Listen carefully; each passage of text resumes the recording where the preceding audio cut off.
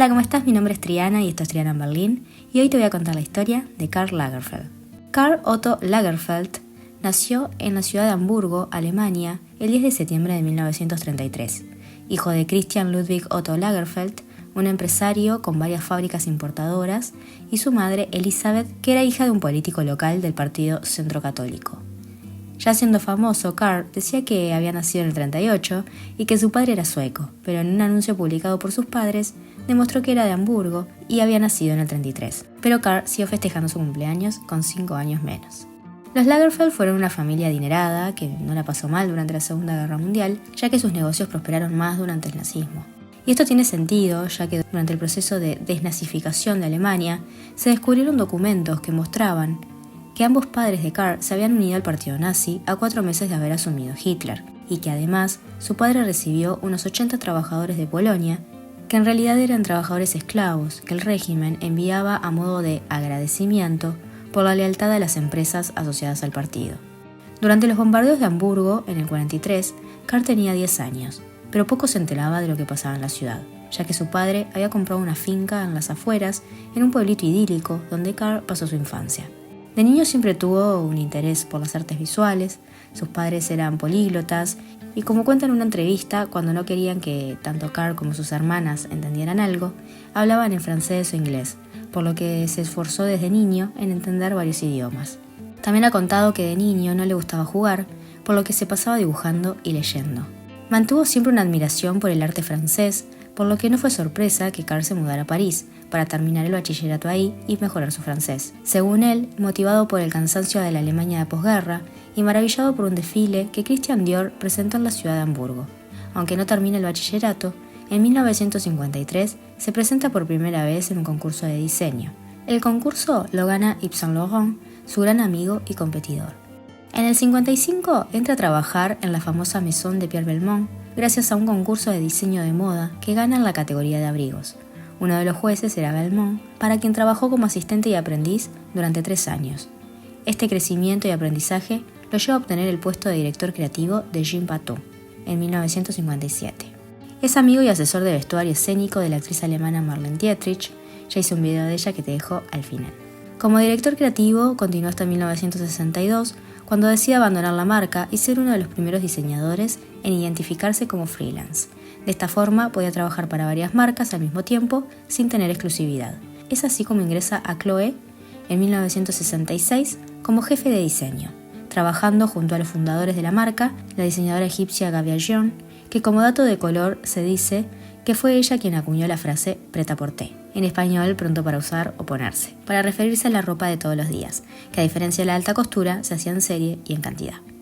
En el 65, Karl es contratado por Fendi para redefinir su colección de pieles, que, como recuerda él en una entrevista de Vogue México, era un mundo distinto, ni peor ni mejor, distinto.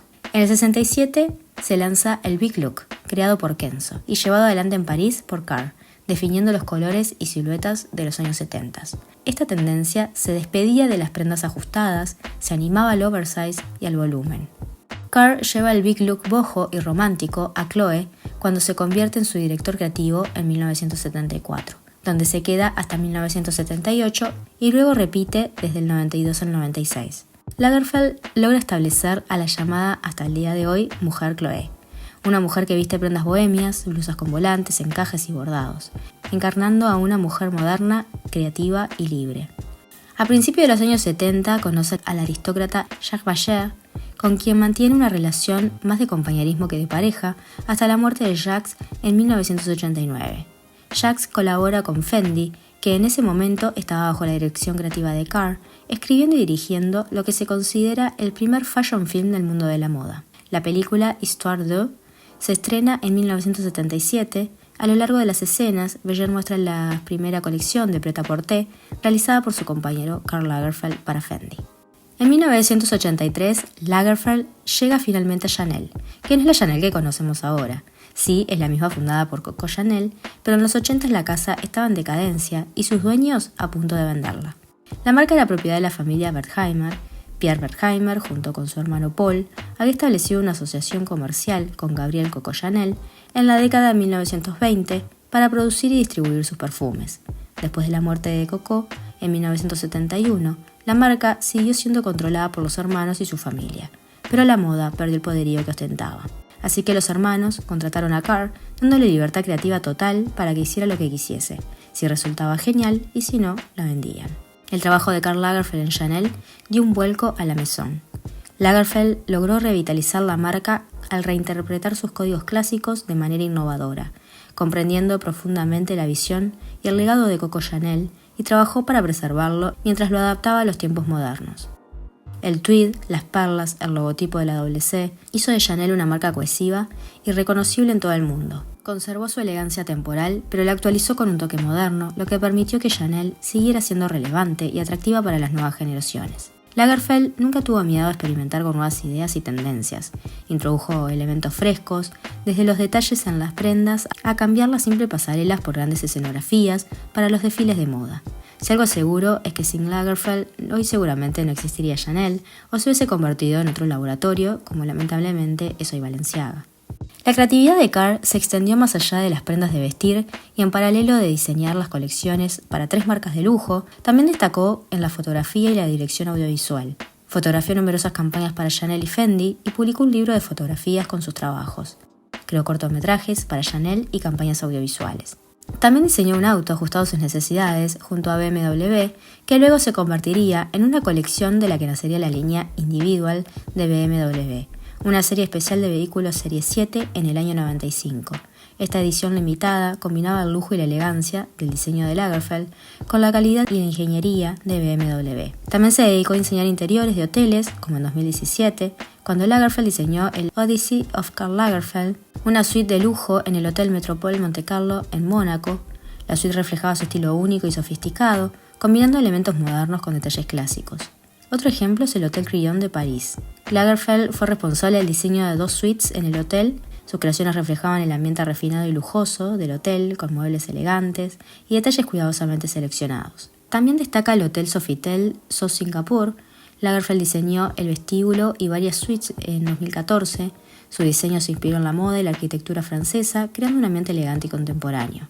Y para sumarle a esta lista de diseños, no puede faltar el piano de cola, que diseñó en colaboración con la marca alemana de pianos Steinway & Sons en 2003. El piano, conocido como Piano Lagerfeld, fue presentado durante la Feria de Muestras de Música y Tecnología Musical de Frankfurt en la Music Messe. El diseño de piano de Lagerfeld era característico del estilo único y elegante del diseñador. Presentaba un acabado negro brillante con detalles en blanco y negro que evocaban el estilo icónico de Lagerfeld. Además, el piano contaba con detalles especiales como las iniciales KL de Lagerfeld en las teclas blancas y negras. Pero también dentro de su simpleza, Karl era un hombre complicado y hasta contradictorio. Por ejemplo, apoyaba el uso de pieles en la moda, pero él no usaba pieles y casi no comía carne. Pero la lista va desde llamar a Adele un poco demasiado gorda, a culpar a Angela Merkel por el ascenso de la ultraderecha en Alemania, por permitir refugiados de inmigrantes musulmanes. Aclaró que su odio a Harvey Weinstein era por su falta de creatividad, no por sus hechos. En una entrevista en 2019 a la revista francesa Número sobre el Me Too y las acusaciones al estilista Karl Templer, dijo que si no querés que te bajen los pantalones, no te hagas modelo. Unite a un convento, que siempre habrá lugar para vos en el monasterio. Karl logró convertirse en un ícono de la moda, como dijo en alguna entrevista, ya no era más Lagerfeld, sino Lagerfeld. Sea como sea que te caiga Karl Lagerfeld, su talento y su creatividad y su devoción al trabajo son incuestionables. Y el 19 de febrero de 2019, el mundo perdió ante todo un visionario. La última colección de Karl Lagerfeld fue presentada a semanas de su muerte. La colección de otoño-invierno de Pret-a-Porter fue otra magnífica puesta en escena en el Gran Palais de París. Casi como una vuelta a su Alemania natal, el palacio se convirtió en un pueblo alpino. El desfile lo abrió una voz en off de Karl, mientras los modelos y el público hacían silencio en su honor. La pasarela la abrió su modelo predilecta, Cara Delevingne, y para el cierre estuvo presente una de sus musas, Penélope Cruz. Odiado y amado, con amigos tan grandes como sus enemigos, ese tipo de personalidad que te pone en la encrucijada de si es posible o no separar al genio de la persona. Hasta el día de su muerte y con 85 años, el Kaiser de la moda seguía siendo el director creativo de su marca Karl Lagerfeld, de Fendi y Chanel, y por lejos el más exitoso. Espero que te haya gustado este video, no te olvides de suscribirte que me ayuda un montón y nos vemos el domingo que viene con otra historia. Que tengas una hermosa semana.